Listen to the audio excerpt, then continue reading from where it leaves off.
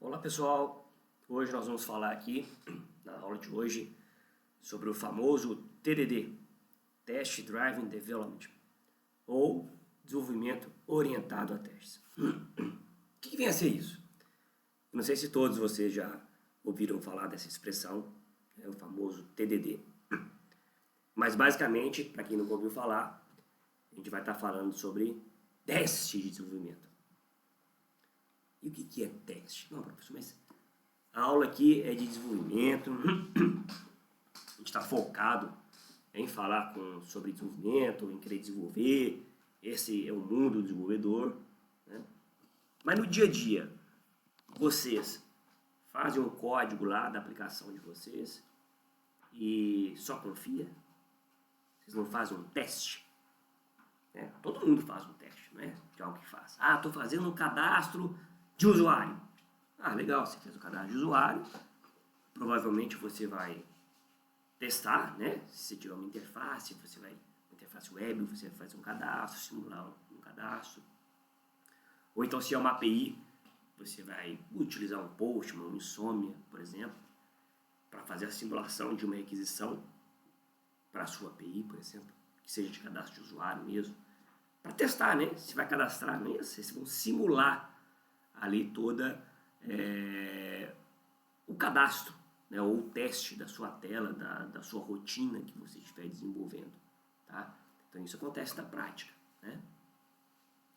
Só que aí eu pergunto para vocês, né? Vamos fazer uma reflexão. Vocês estão desenvolvendo algo, só que constantemente no desenvolvimento ou pós-desenvolvimento, vocês precisam ficar testando. Incluir um campo novo no meu formulário de cadastro. Aí você tem que testar de novo, simular todo o ambiente para fazer o teste. Né? Isso é óbvio, concorda? Não é assim? Aí eu vou fazer uma reflexão para vocês. Será que você está testando todas as possibilidades, né, que aquela tela ou que aquela rotina podem aparecer para você fazer o teste, para você evitar qualquer tipo de falha? Né? Como assim? Você tem um formulário, por exemplo, de cadastro de usuário, cadastro de cliente, cadastro de produto, não importa. Um exemplo. Você tem lá 10 campos.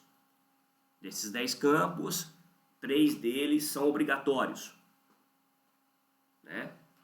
Outros 2 campos são valores numéricos, que só permitem valores acima de 0 ou de um valor específico. Enfim, você pode ter várias regras de negócios implementadas na sua rotina. Né? Como é que você garante isso?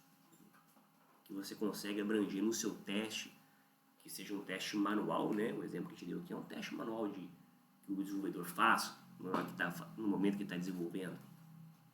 Então, esse teste manual, será que quando você está desenvolvendo a aplicação ou você vai fazer uma manutenção nela, você está realmente colocando todas as possibilidades passíveis para se testar a sua aplicação, a sua rotina em específico? Tá? E é manual, né? Ou pior, vamos piorar o exemplo. Vamos supor que a sua situação, a sua rotina seja mais complexa. Né? Você está mexendo num formulário de cadastro de usuário, e aí a rotina simples de cadastro de usuário por si só já faz algumas validações. Depois tem uma rotina que ela dispara um e-mail para aquele usuário do cadastro realizado, ou coisas do tipo, e por aí vai. Será que todo o fluxo está sendo testado? Você vai garantir? Será que você não vai quebrar, né, na sua manutenção ou na sua implementação nenhuma outra rotina, ou pedaço da sua rotina que estava funcionando e não está mais? Ou pior, vamos pensar que você já tem uma rotina bem estruturada e chega para você uma demanda de customização ou de melhoria, né? E você é um desenvolvedor novo naquele módulo do sistema, na empresa onde você trabalha, e você faz a manutenção daquele código. Às vezes até um código complexo, uma rotina lá com várias regras de negócio. Não te dá aquele frio na barriga de você fazer um if que seja na sua implementação, ou um ajuste no código que já existe, na regra de negócio, e você fala, se passa assim, nossa, será que vai funcionar? Ou melhor, aí você pensa, nossa, é uma rotina complexa, como é que eu monto, como é que eu testo isso? Você já pensou nisso? Você está testando, fazendo uma melhoria no módulo de um e-commerce da vida. Como é que você testa um e-commerce? Uma rotina de pagamento, um cálculo de frete. Como é que você testa? Tem que simular desde o começo, se cadastrar na loja virtual, adicionar produtos no carrinho, simular a finalização de compra, fazer a compra. Isso manualmente, para você testar uma melhoria que você implementou lá na rotina de cálculo de frete. Você já pensou a situação? Será que os testes são assim? Os testes de desenvolvimento? Ou será que essa responsabilidade ela fica só para aquelas equipes de testers, os famosos QAs, que fazem isso manualmente?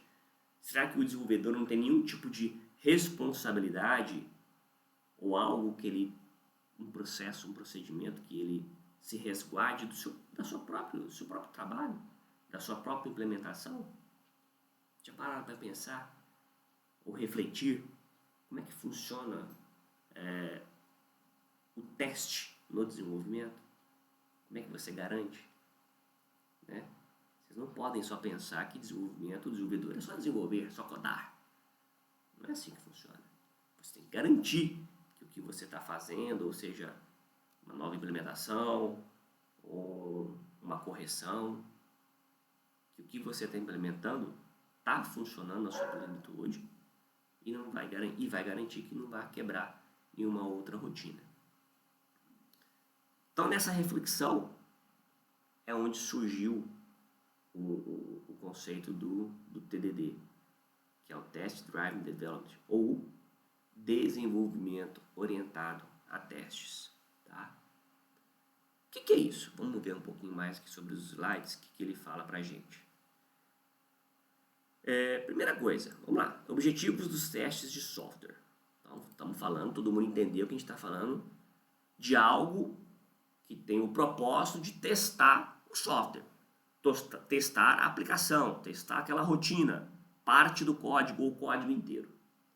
Tá? Então, os objetivos, como a gente já fez uma breve exercício aqui de reflexão, é o quê? Encontrar ou evitar defeitos e falhas, né? Verificar se todos os requisitos especificados foram cumpridos, verificar se o objeto de teste está completo, validar se funciona como os usuários e os stakeholders esperam, né? Ou seja, nada adianta você desenvolver algo que no seu entendimento está ok, mas na verdade é o que o usuário pediu. Tá? Então o teste de software também cria uma confiança no nível de qualidade do objeto de teste, ou seja, estou garantindo a qualidade. Quando eu tenho um processo, um procedimento de teste, eu estou criando uma confiança, um nível de qualidade, né, da minha aplicação. Fornecer informações suficientes para tomar de decisões e cumprir requisitos normativos, contratuais, legais ou regulamentares. Né? Então, antigamente, o que você desenvolvia, você tinha que fazer manualmente.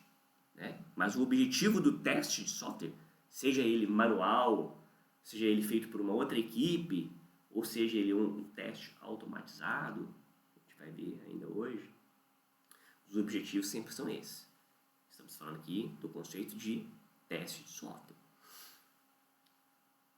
E aí surgiu o famoso TDD. O que é o TDD?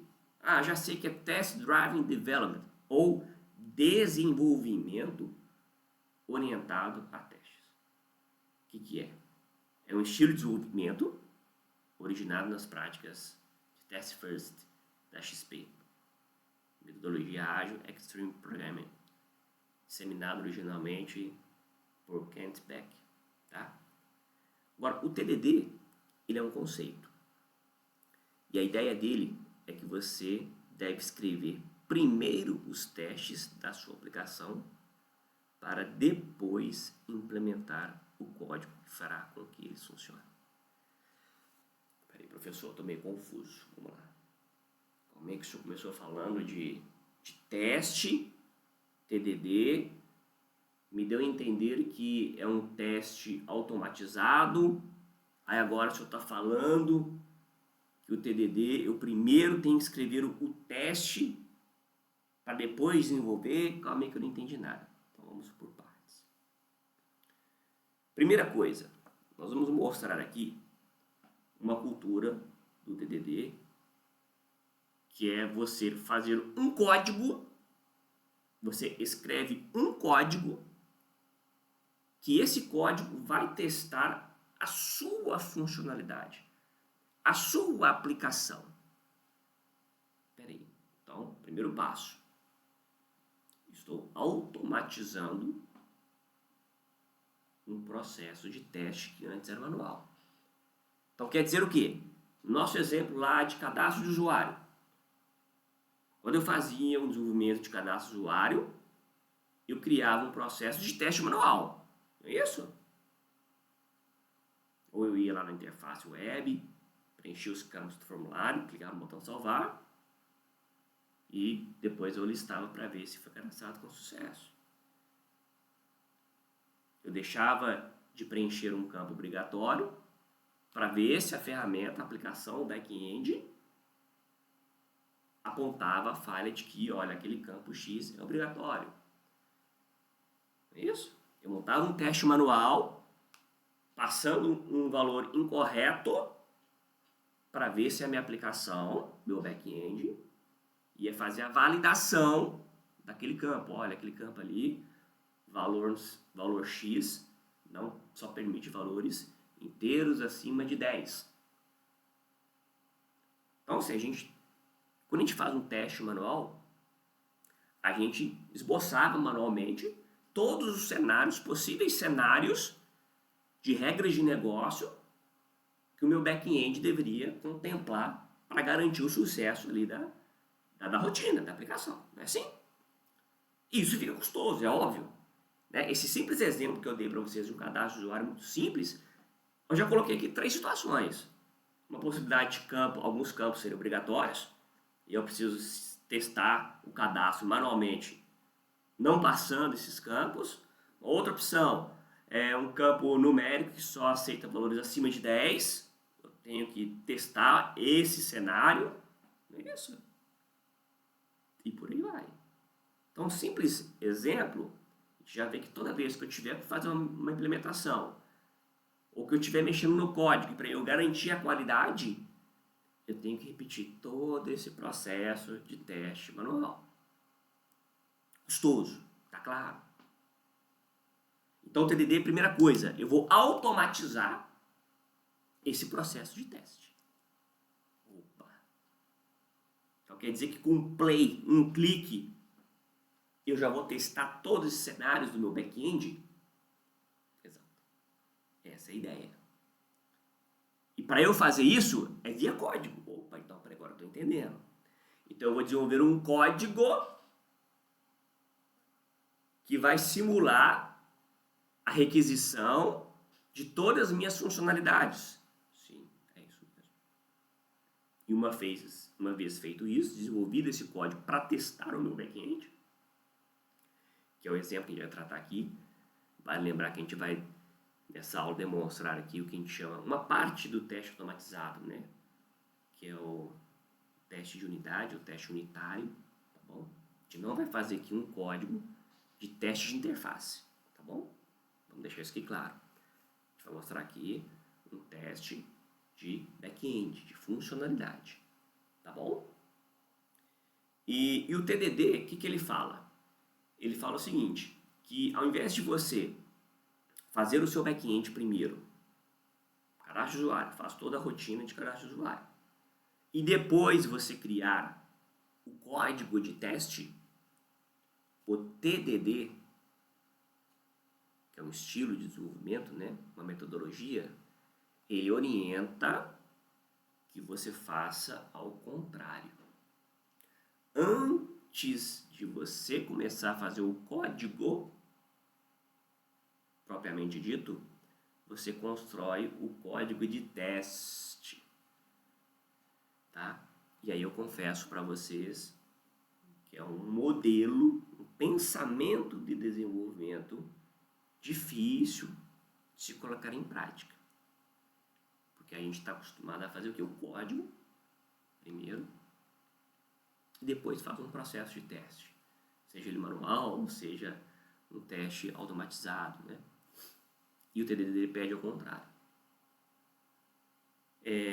Na aula de hoje, eu não vou mostrar para vocês na prática esse modelo, fazendo o teste primeiro, para depois fazer o código, tá? Eu vou mostrar o código pronto e o código de teste aplicado. Depois a gente vai conversar como é que funcionaria isso na prática, tá? Fazendo ao contrário, fazendo o teste primeiro, ok? Mas ficou claro, então, TDD, o conceito do que é um TDD, criar um código de teste do meu back-end e depois eu fazer o meu back-end propriamente dito. Mas de qualquer forma o resultado final vai ser o quê? Eu tenho um processo codificado e automatizado de teste da minha aplicação. Tá bom? Beleza. Então as características do TDD são essas, né? O código de testes é escrito antes dos demais, o código novo somente é escrito caso um teste automatizado falhe, duplicações são eliminadas durante o ciclo, manutenção de um conjunto abrangente de teste, os testes determinam qual código precisa ser escrito. Vamos lá. Primeira coisa, antes de a gente continuar aqui na teoria, eu vou mostrar a prática para vocês um pouquinho, para até matar a curiosidade, e aí eu sigo na teoria e a gente vai refazendo essa analogia da prática com o conceitual, tá bom? Vamos focar então no teste automatizado. Para isso, eu tenho aqui a nossa aplicaçãozinha, né? Aquela aplicaçãozinha tradicional de cadastro de usuário, né? Simples, se a gente ver aqui, ó, é uma API, não é isso? É uma API conectando com um banco de dados, um banco de dados MySQL, algo bem simples, bem didático, onde basicamente a gente tem aqui alguns endpoints relacionados ao usuário, né? Um endpoint do método GET, que vai listar todos os usuários, vai listar um usuário específico, tem aqui o endpoint, né? Com o método POST, que vai cadastrar o usuário, né? A rota de usuário, o PUT para fazer a atualização dos dados de um usuário específico e o delete, né? Basicamente isso. E temos também aqui o nosso endpoint para autenticar, né? O que é o famoso endpoint de login, né? Para logar, né? Ainda mais que a gente está usando aqui nesse código aqui de exemplo uma autenticação utilizando o token JWT, tá? Então, inclusive aqui nosso endpoint de método GET de listar todos os usuários, ele precisa que no endpoint seja informado no cabeçalho de headers, né? Um token ao portador, né? Um token bearer, né? De JWT, tá? Mas isso já foi falado em outras aulas, tá? Não, só fazendo aqui uma recordação. O nosso propósito aqui é mostrar o teste unitário. Então, por exemplo, né, eu preciso testar. Tem várias coisas. Por exemplo, no meu método POST aqui, ó, eu preciso ver. Eu faço uma validação simples, que o nome, e-mail e password, eles precisam ser informados, né? Quando eles não são informados, eu preciso mandar um código aqui, né? Um código 400, né? De código, tem coisa faltando, né? Então imagina o seguinte, um exemplo muito simples. Vamos supor que um desenvolvedor está fazendo uma manutenção nesse código e ele, sem querer, ele tirou aqui a validação do campo e-mail, por exemplo, ou talvez adicionou um campo a mais aqui na validação. O cara não é back-end fazendo isso, né? Ou ele mudou o código status HTTP aqui, ó. Ele de forma indevidamente alterou o código aqui para um código indevido. Qualquer tipo de manutenção que vai ser feita pode alterar o comportamento, vai alterar o comportamento da aplicação. Vocês concordam? Vocês concordam? E vocês conseguem imaginar a dimensão do problema que nós temos ao fazer a manutenção em um código-fonte? Né? Vocês já imaginaram essa aplicação sendo aqui de um grande player, né? De mercado, uma aplicação grande, que você fornece essa API para inúmeros usuários do Brasil e você vem aqui e faz uma manutenção simples no código, ele passa a devolver informação errada, né? Então você precisa ter um teste para certificar essa qualidade, né? É isso que a gente viu lá na teoria. Agora, como é que eu faço então para fazer o teste, um código de teste? Aí eu vou fazer um código de teste para essa aplicação. Obviamente que isso a gente não faz na nossa cabeça, tá? Em Node.js, nós vamos usar aqui duas bibliotecas, tá?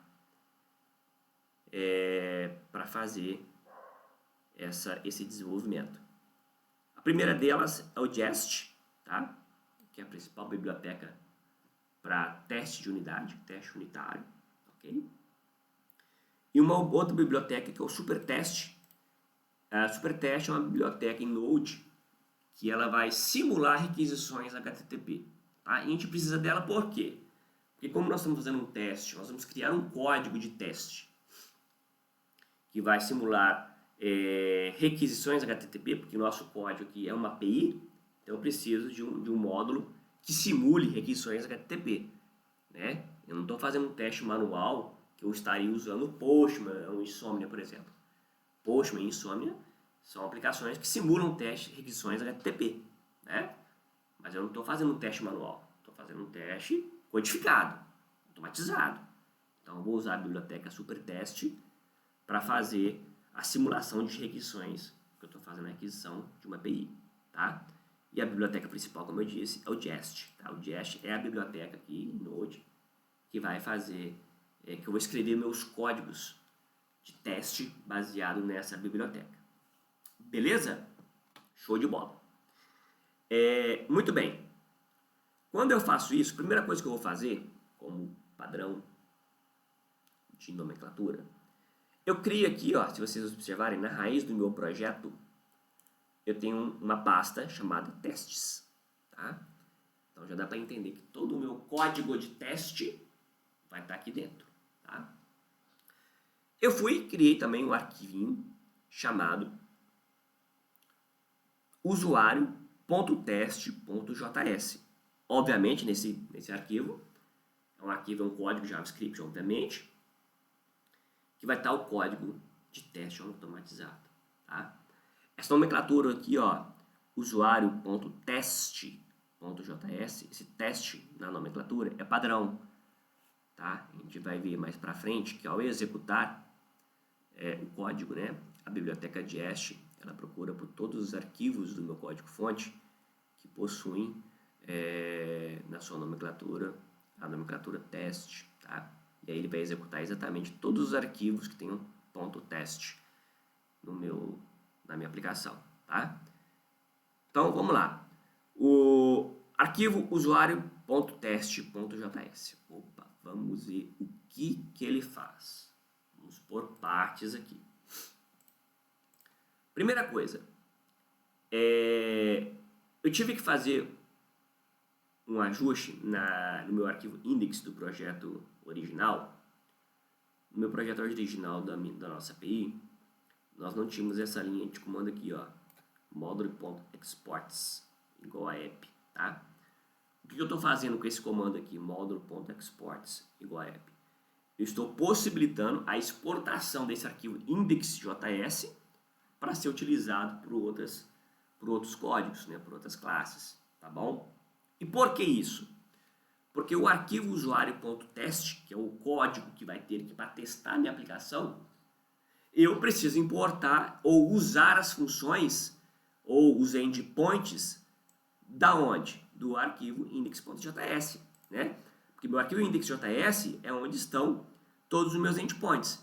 Então, se eu quero fazer um código para testar o meu endpoint de cadastro de usuários, em algum momento eu vou requisitar esse arquivo, essa função. Tá? Então aqui, primeira coisa, eu já importo esse arquivo index, né, que é o meu arquivo principal, aqui no caso, e único, né, do meu projeto, da nossa API. Obviamente, eu também estou importando aqui, ó, a biblioteca superteste. Porque nós também, nessa variável, né, a variável request está recebendo ali a biblioteca superteste. Lembrando que a superteste é a biblioteca que vai simular a requisição HTTP. Né? Ela vai fazer o que o Postman faz de forma manual, quando o teste é manual. Ok? Beleza. Professor, então você está falando que eu vou fazer um teste para simular o meu endpoint. Então, provavelmente no código que o senhor vai mostrar aqui abaixo, em algum momento, muito provavelmente, o senhor vai simular aqui a requisição deste endpoint, /usuário. Então, toda vez que eu fizer um teste automatizado, ele vai cadastrar um usuário no meu banco de dados? E por que você deve estar se perguntando essa pergunta, né? Porque quando eu faço um teste manual, isso acontece, né?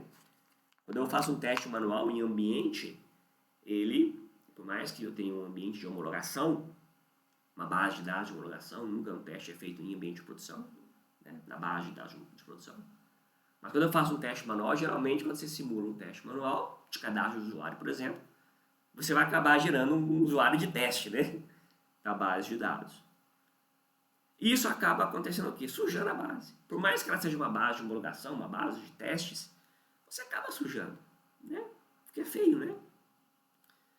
Então, na biblioteca do Jest, a gente tem como mocar a conexão com o banco de dados, ou mocar qualquer outro tipo de informação que resulte em um registro físico que a gente não queira executar. Tá? Como é o banco de dados, por exemplo. Tá? Então, eu vou falar para vocês que a gente vai conseguir criar um código de teste, por exemplo, para testar esse endpoint de cadastro de usuário, mas sem ter que, de fato, fazer o cadastro do usuário. Por quê? No meu teste unitário, eu não estou interessado em saber se o usuário foi cadastrado no banco de dados de fato. Eu estou interessado em testar as unidades, as funcionalidades. Tá? Aqui eu tenho uma validação muito simples só, mas eu poderia ter várias validações aqui. Então eu quero validar o meu código, tá? Não se ele foi cadastrado no banco de fato. Depois que ele chegou aqui, ó, ele vai ser cadastrado no banco de dados. Só não vai ser se o banco estiver fora. Né? Não é isso que a gente quer testar. Então eu não preciso fazer isso, tá? Cadastrar de fato. Então o que a gente faz? Eu camuflo, né? Eu camuflo a chamada para o banco de dados. Então no Jest a gente tem esse conceito de camuflar que a gente chama de mock, tá? Então aqui quando eu uso a biblioteca Jest, né? O que eu estou fazendo? Eu estou usando a função de mocar, né? O que? Estou mocando o arquivo conexão BD. Conexão BD é o arquivo que faz a conexão com o banco de dados, tá? Então conexão BD no Jest estou mocando, ou seja, eu crio uma função execute que não retorna nada, tá? Eu chamo o banco de dados, mas eu não executo nada. Isso é uma forma de mocar. Uma outra coisa que eu quero mocar é a geração de token JWT. Né? Porque assim, quando eu faço um teste manual para listar usuários, por exemplo, né? Nossa lista de usuários aqui, ó, ele chama JWT, fala autenticação. Você precisa passar o token de autenticação. Então já pensou toda vez que eu for testar meu endpoint de listar usuários, eu tiver que gerar um token JWT, né? Ou seja, simular a rotina de login para gerar um token válido para testar. Isso fica muito moroso, muito cansativo. Ainda mais que a gente viu que, por exemplo, o JWT que a gente implementou aqui tem tempo de expiração, então fica muito chato. Então, esse teste eu não quero passar, não vou testar isso. Então, eu moco que eu estou criando aqui, ó, de novo, ó, usando a biblioteca Jest, chamando a função de mock, ou seja, estou mocando o retorno desse arquivo autenticação JWT. Lembre que autenticação JWT, o que eu tenho de autenticação JWT? Eu tenho dois métodos, um que é para gerar token e o outro é o que verifica o token, não é isso? Estão lembrados? Então, eu estou mocando o retorno do gerar token. O gerar token e o verificar token, né? Então assim, o verifica token aqui, ó, verifica token JWT, que é a rotina principal que a API valida, né, ó, verificar token. Como eu não vou passar token nenhum toda hora no meu arquivo de teste, eu estou fazendo o quê? Ao chamar verifica token, ele dá um next, que ele sempre avança, né? Ele sempre retorna true para mim, tá?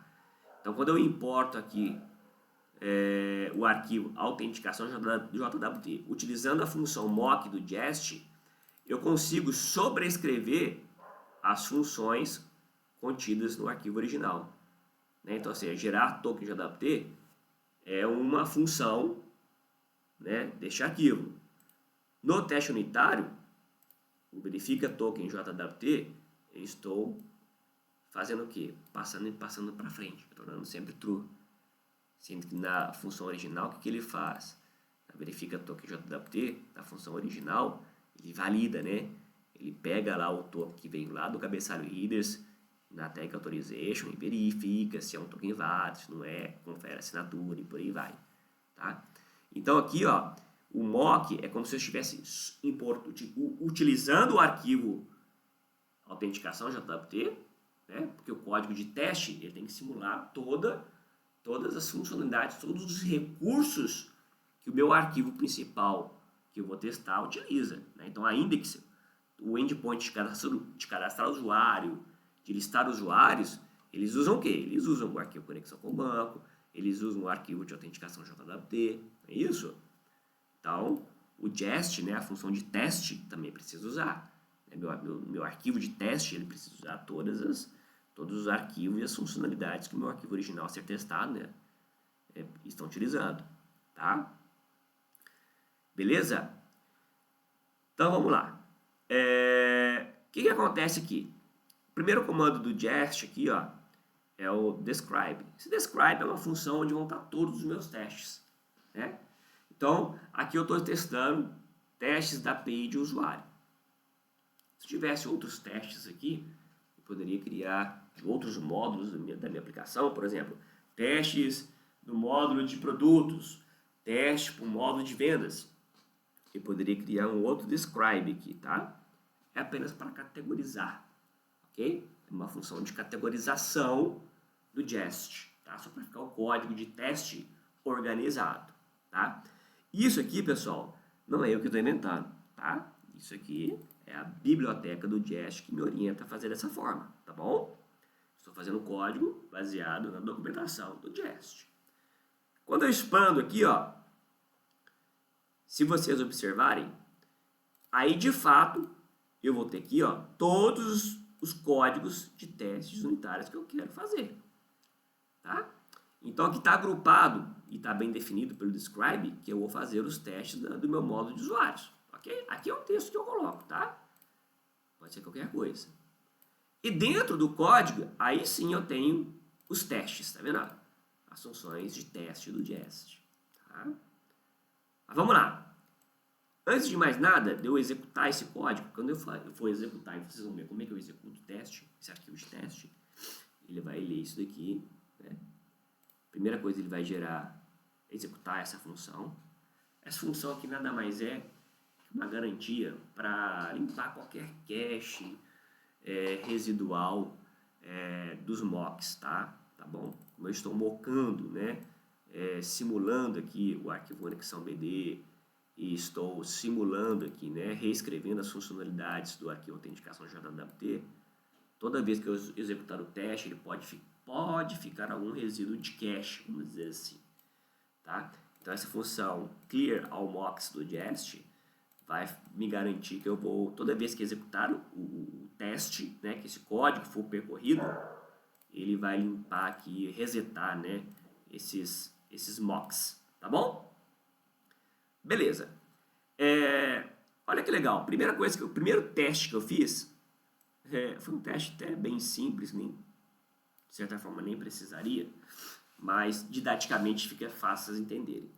Primeiro teste que eu fiz aqui, ó, e aqui também é um texto, tá? Para identificação do que eu estou testando. Observe que acaba virando uma documentação, né? Vocês vão observar que o arquivo de teste, ele vira quase que uma documentação, tá? Primeira coisa, eu estou testando o endpoint barra, tá? que é aquele endpoint nosso de boas-vindas, de que a API está online. Esse carinha aqui, ó, tá vendo? Olá, seja bem-vindo à nossa API. Né? Quando a gente sobe a aplicação, o que acontece? A gente tem esse endpoint raiz, né? E ele imprime essa mensagem pra gente. Não é isso? Quando a gente está subindo aqui essa aplicação na porta 3000, né?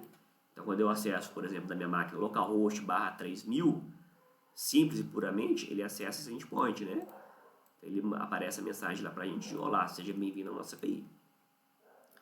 E eu, ironicamente, criei um teste para testar esse endpoint, mas só para fins didáticos. Como é que funciona? Esse código vai ser executado, esse primeiro teste aqui. E aí eu crio uma variável de resposta e eu faço aqui, ó, chamo request. Quem que é request?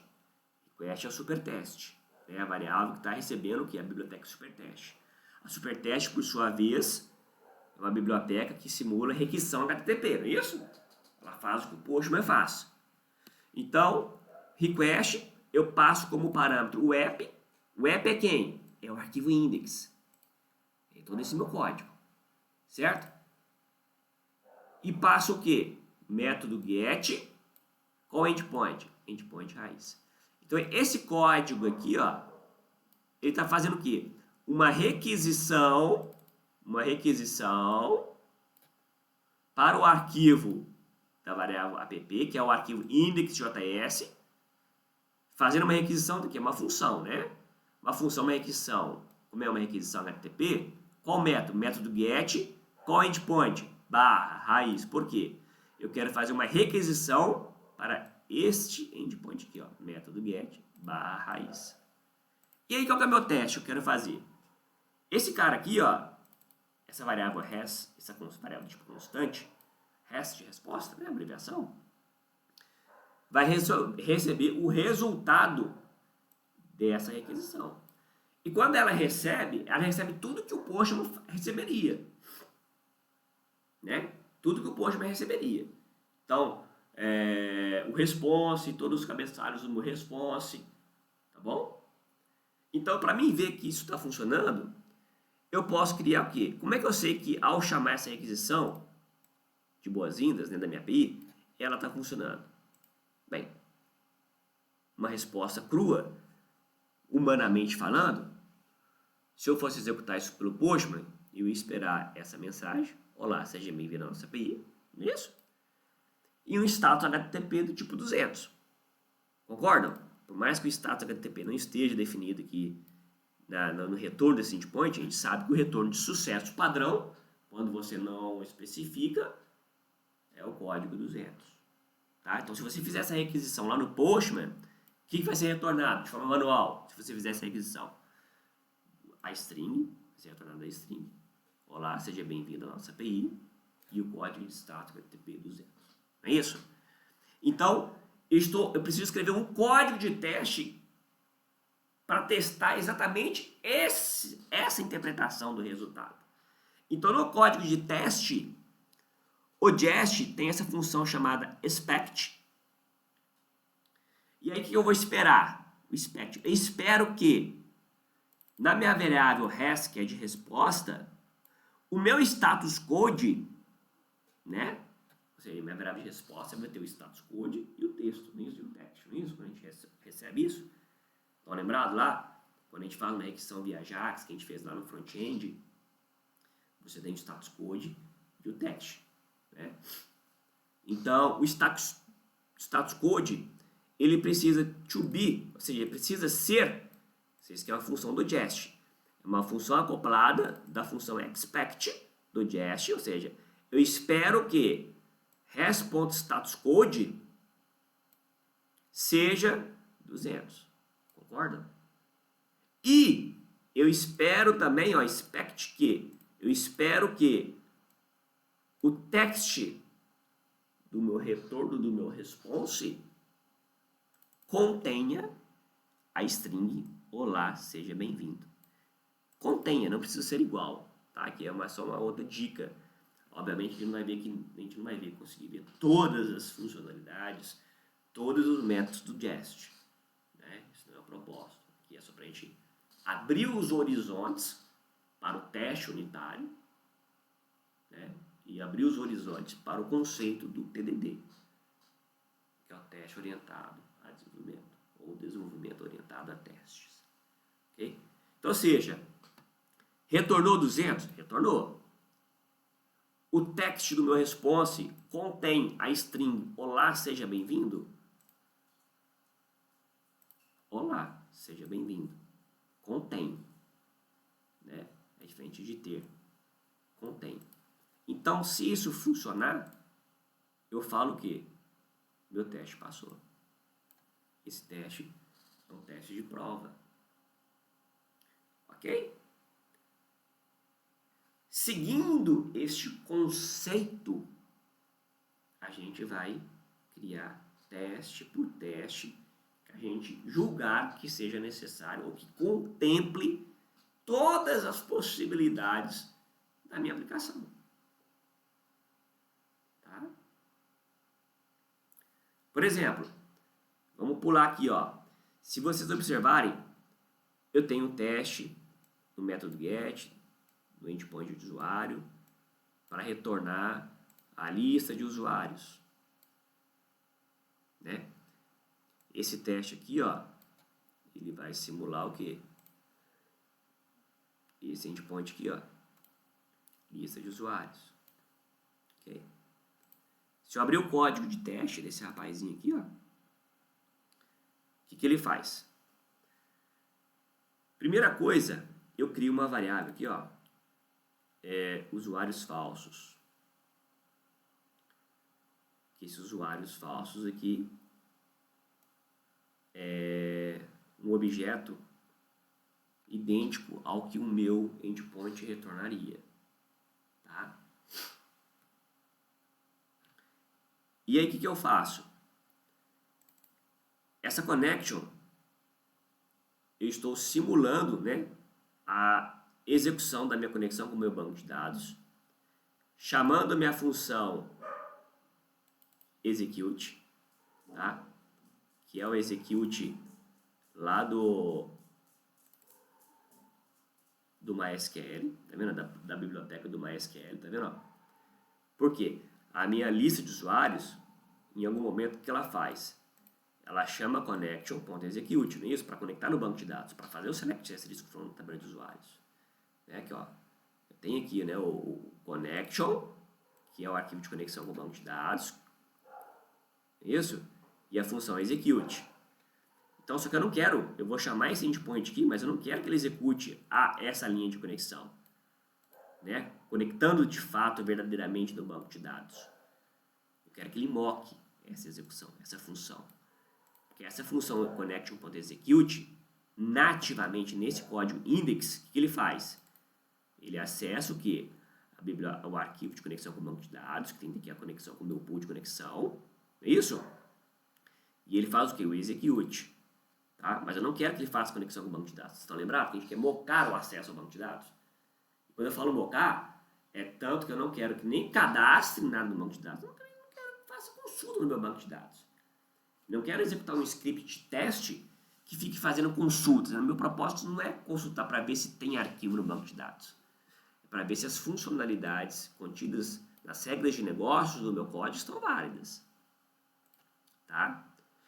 Então, connection.execute, aí eu chamo mock resolved values. Tá? Ou seja, tá vendo esse cadastro aqui esse objeto? Quando eu uso o arquivo de teste, ele está mocando aqui, ó, a conexão com o banco de dados, tá vendo? Ó? Just mock, conexão BD, e o comando execute, ele está mocado, não está passando em nada, não devolve nada. Tá? E aí quando eu faço isso que eu estou falando, cara, você vai mocar o resultado dessa conexão. Com qual valor? Com esse valor dessa variável. Se meu arquivo original fosse executado, ele ia me retornar a lista de usuários exatamente nesse layout aqui, ó. Isso, ó. Né? Um array de objetos. E os objetos aqui seriam, cada usuário seria um objeto. Isso? Então, vai estar mocado aquela linha de conexão com o banco. Então, daí por diante, o que eu faço? A mesma coisa que eu fiz no exemplo de cima. crio uma variável de resposta constante, faço a aquisição HTTP usando o superteste, que está nessa variável request, passando o arquivo, a variável app, que tem o arquivo index.js, chamando o método get usuário agora. Tá vendo? Ok? E aí, qual que é o resultado esperado? Primeira coisa, eu espero um código status 200. Então eu falo que espero o status code seja igual a 200 e o body da minha requisição seja igual ao quê? A minha lista de usuários fictícia, tá? Porque se eu fosse fazer humanamente, executar esse endpoint humanamente, o que seria o body da minha requisição? Não seria uma lista de objetos de usuários? Só que aí, essa informação dessa lista de usuários no banco de dados, cara, cada hora que eu for executar, vai ser diferente. Né? Posso ter 1, 2, 1000 usuários nessa lista. Então eu não consigo comparar a string, o body do meu retorno, da minha requisição. Por isso que eu preciso mocar. Então, eu moco aqui porque eu sei que o layout da minha requisição original sempre vai ser o quê? Um array, isso, um array, que é o colchetes, contendo uma lista de objetos. Cada objeto é um usuário, que vai ter o ID, username, e-mail. Eu sei que a minha aplicação funciona assim. Então, eu moco esse resultado, porque eu estou interessado em quê? Em saber se eu vou ter um retorno de body, pelo menos. Porque quando eu chamo o superteste aqui, ó, ele de fato faz uma requisição para esse arquivo, para esse endpoint aqui desse arquivo index.js. Só que na hora que ele chega aqui no connection.execute, ele sobrescreve esse connection.execute original aqui do arquivo index.js pelo mock. Por essa função aqui, ó, que foi mocada. Tá? Ele faz uma sobrescrição. Ele sobrescreve esse arquivo mock. Tá vendo aqui, ó? O mock do execute. Função execute do arquivo conexão BD. Tá? Então funcionou, né? Então funcionou. Então beleza. Tá? A mesma coisa a gente faz para os demais endpoints. Por exemplo, vou fazer um teste aqui para a rotina de post. De cadastrar o usuário, né? Só que olha só que legal, eu criei aqui dois testes. Vocês lembram que eu falei para vocês, quando a gente vai fazer um teste manual, tem que testar vários cenários. O mundo perfeito, que é o quê? Eu cadastrando o usuário certinho, preenchendo todos os campos. E alguns cenários de erro, como por exemplo a falta de informação de alguns campos obrigatórios. Então meu arquivo de teste, que eu vou fazer um teste, não é um teste só do positivo. É um teste igual a gente faz manual. Quando você faz um teste manual, você não testa todos os cenários. Cadastrando o usuário certinho, ou mandando informações incompletas para testar se a exceção do código está funcionando. É para isso que a gente faz. Então aqui, ó, eu tenho um teste da rotina de post, onde deve ser cadastrado um novo usuário. O que eu faço aqui? Olha só que legal. De novo, eu testando, que é a rotina de post, ele vai cadastrar um usuário, não vai? E ao cadastrar um usuário, vamos pegar aqui o post, ó, quando ele cadastra um usuário, vejam que quando eu cadastro no banco de dados, eu faço o insert, o que ele faz na variável resultado, né? Depois que ele faz o insert, eu verifico se a quantidade de linhas afetadas, né, for maior que 0, isso? Então eu tenho que mocar essa situação. Então eu moco aqui também, de novo, ó, connection.execute, mock resolved value, passando o quê? Affect rows igual a 1. Eu não quero cadastrar no banco de dados. Quero testar as rotinas. Né? Beleza? Então, e quando eu cadastro o usuário, o que ele me devolve? Quando o usuário é cadastrado com sucesso, ó, ele retorna 201 para mim. O objeto, né, body, com a mensagem, a tag success igual a true.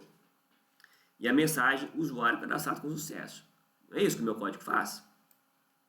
Então, meu código de teste, eu faço a mesma coisa. Eu moquei as informações, ok? Eu moquei aqui as informações. E aí, ó, eu faço a requisição com superteste, chamando o método post o usuário e enviando o que? O novo usuário. Esse novo usuário, ó, é uma variável que está simulando o que? O body lá da minha requisição. Se eu fosse fazer via post ou via interface, o body da minha requisição teria o que? O name do usuário, o e-mail e o password. Não é isso, ó? Inclusive aqui ó, é o cadastro, ó, name, e-mail e o password. Né? Então o que ele faz?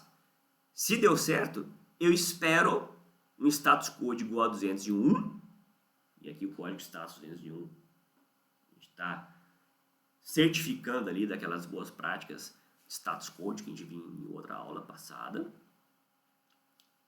Então aqui ó, status code 201, então o primeiro teste está ok. E eu espero que a resposta, no body da minha resposta, eu tenho success igual a true. O que é esse body success? É esse carinha aqui, né? Ó, o body, né? O retorno da minha requisição, success igual a true.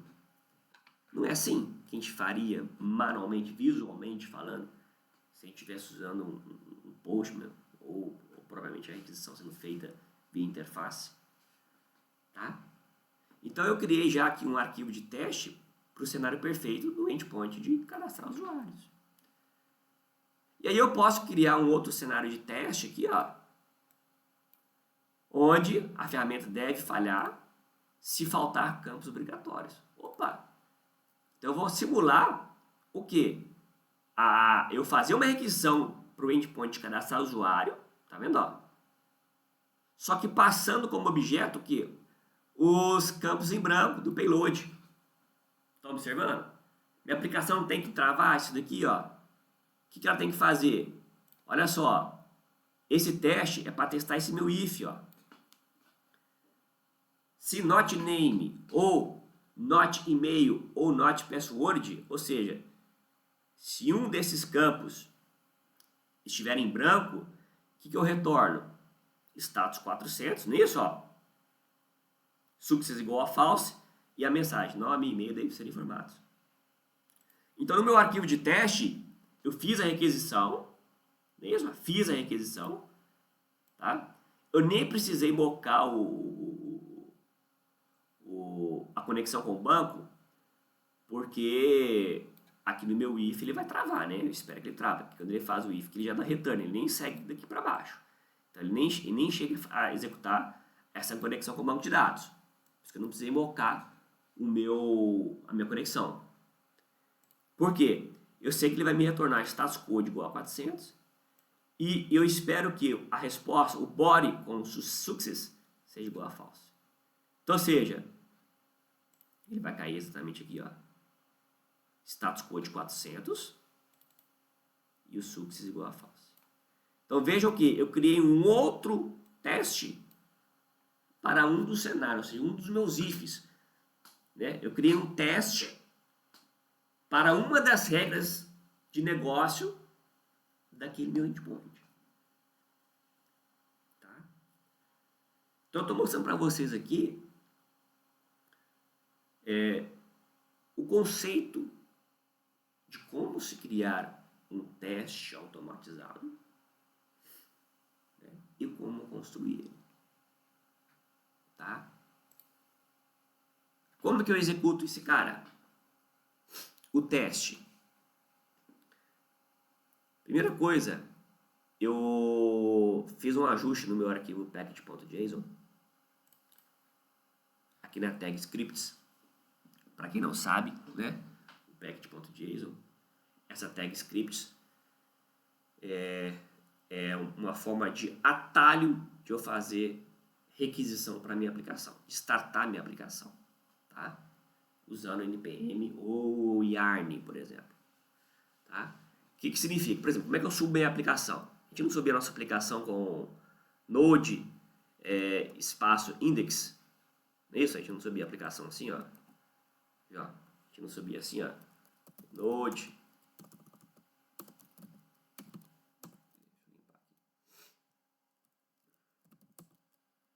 subir assim, ó, node index.js, que é o formato tradicional que a gente subia a aplicação, não é isso? Ó? A gente pode também fazer assim, ó, npm start, tá? E por que npm start? Ele vai utilizar o npm aqui. Quando eu uso o npm aqui, ó, ele vai ler a tag scripts do arquivo package.json e executar o que? O comando que eu coloquei aqui, ó, o start. Né? Então, o que o start vai fazer? Vai executar o comando que eu quero, node index.js. Tá? Essa é uma forma, um atalho de execução. E então, da mesma forma, o que eu fiz? Como é que eu executo o jest? O jest, para mim executar, é o comando jest com o parâmetro menos run embed. Tá? Esse parâmetro aqui, ele simplesmente vai executar todo o meu arquivo de teste de forma procedural, tá? Um a um. Ele vai executar aqui, ó. Tá? Ok? Mas basicamente é o comando jest, tá vendo? Então se eu fizer aqui, ó, npm test, ele vai executar esse script, que é a tag teste dos scripts, que vai executar o comando jest -run embed, tá bom? Então aqui, ó, npm test,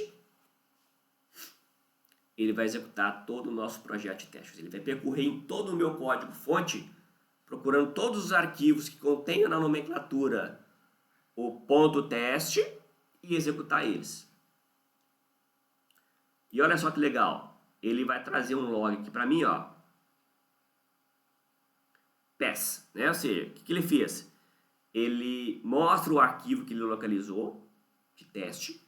Ele estava falando que, olha, eu localizei o arquivo dentro da pasta testes, usuário.teste.js, e aí ele vai imprimindo aqui pra gente, tá vendo, ó?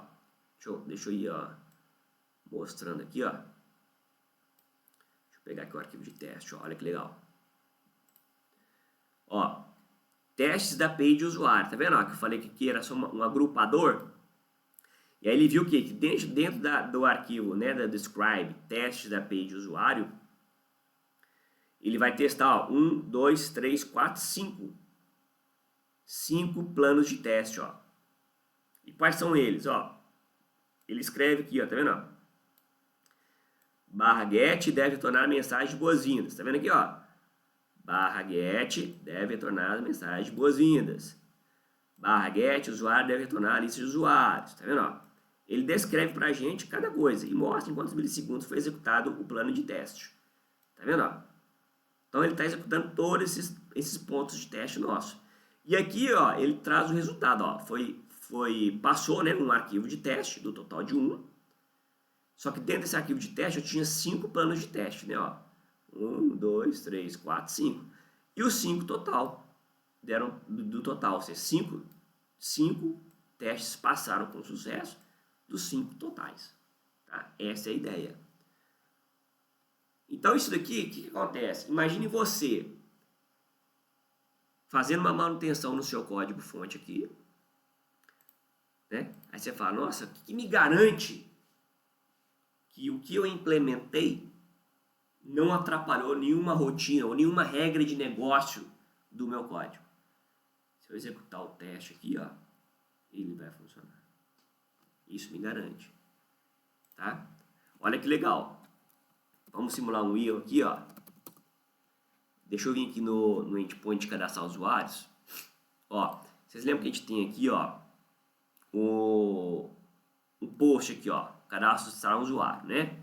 Ele espera que quando cadastra com sucesso, retorne o código 201. Eu vou retornar aqui, ó, vou alterar o código, para em vez de retornar 201, retornar 200, tá bom? Às vezes, pra vocês verem, uma simples mudança, que inclusive nem vai impactar no resultado final, mas é uma mudança de regra de negócio, olha como que ela pode influenciar. Eu, sem querer, ou por querer, alterei o código status code aqui, tá bom? Uma mudança simples. No meu arquivo de teste está 201, tá? Eu, como desenvolvedor, estou simulando aqui que eu, sem querer, alterei isso daqui.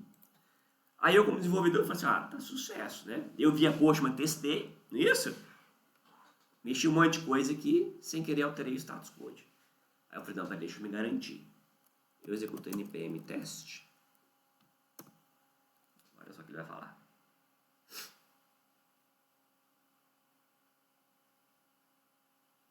Está executando, localizando. Localizou, opa, ó. Ele apontou, olha só. Primeira coisa, no relatório final aqui, ó. Um arquivo falhou de um total de 1. Ele identificou de total de 5 pontos de teste, 4 deram sucesso e 1 ponto falhou. É isso. E o que o ponto que ele falou? Ele me mostra aqui, ó. Ele me mostra, ó. Teste da... ele mostrou aqui, ó, tá vendo, ó, o relatório. Falha. Ele lista para mim todos os pontos de testes e qual que falhou, ó. O /post, o usuário deve cadastrar um usuário. O que ele fala aqui, ó. Eu esperava, ele me mostra o erro que apareceu, ele esperava um retorno 201, ou seja, no meu arquivo de teste, ao cadastrar um novo usuário, eu esperava que o status code fosse igual a 201, porém retornou 200. Por que retornou 200? Porque eu alterei lá no código-fonte original. Tá vendo? Ele mostra exatamente o código. Tá? Então, assim, isso é um exemplo do desenvolvimento aí, da prática, né, do desenvolvimento de teste automatizado, de teste unitário, tá? E aí, pessoal, voltando aqui à teoria, né, o que o TDD indica? Aqui eu mostrei para vocês que o TDD, ele sugere, na metodologia TDD, que você crie o teste primeiro para depois criar o código. Professor, mas não faz sentido. Se eu criar o teste primeiro, toda vez que eu executar o teste da primeira vez, ele vai falhar. Sim, né? É mais uma questão conceitual, porque eles julgam que quando você cria um projeto de teste, ele força você a pensar nas regras de negócio primeiro, antes de codificar, né? Então, quando você faz um código desse que da primeira vez, o código de teste, ele vai errar de tudo, né? Minimamente você não vai ter nenhum endpoint criado. Aí você cria o endpoint inicialmente de cadastro de usuários, depois você cria ali as validações, né? O TDD, ele sugere que ao fazer o código de teste, ele te induz e te ajuda a pensar nas regras de negócio antes mesmo de codificar, tá? Mas aí é uma metodologia. O que eu gosto de reforçar de antemão é criar o conceito, o costume, né, de se criar minimamente um teste automatizado, tá? Então, tá aqui, né, voltando para a teoria, que os desenvolvedores devem escrever seus próprios testes, porque não podem esperar a disponibilidade de outras pessoas, né? O ambiente de desenvolvimento deve prover respostas rápidas para pequenas mudanças. O desenho deve constituir em muitos componentes altamente coesos e fracamente acoplados, tá? Então, tá aqui um pouquinho que a gente falou do teste unitário, né? Que é apenas um desenho explicativo, tá? Um conceito anterior que a gente tinha muito aqui, muitos testes manuais sendo feitos, depois em menor, né, abrangência, testes de usabilidade, testes de integração e depois testes de unidades, né? Teste de unidade que a gente mostrou aqui agora, né? Que é o teste basicamente das regras de negócio, do core da aplicação, né? A gente até pulou aqui o teste de integração. O teste de integração seria certificar de que o registro no banco de dados, por exemplo, foi executado. Porque a integração que a gente faz aqui, nesse exemplo que a gente deu, é a integração com o banco de dados. A gente não está testando a integração, porque a gente, inclusive, mocou o resultado da integração, né, da conexão com o banco de dados. E o modelo ideal é você ter na base da pirâmide aqui, ó, maior quantidade de testes de unidade, que é o que a gente mostrou aqui, testes automatizados.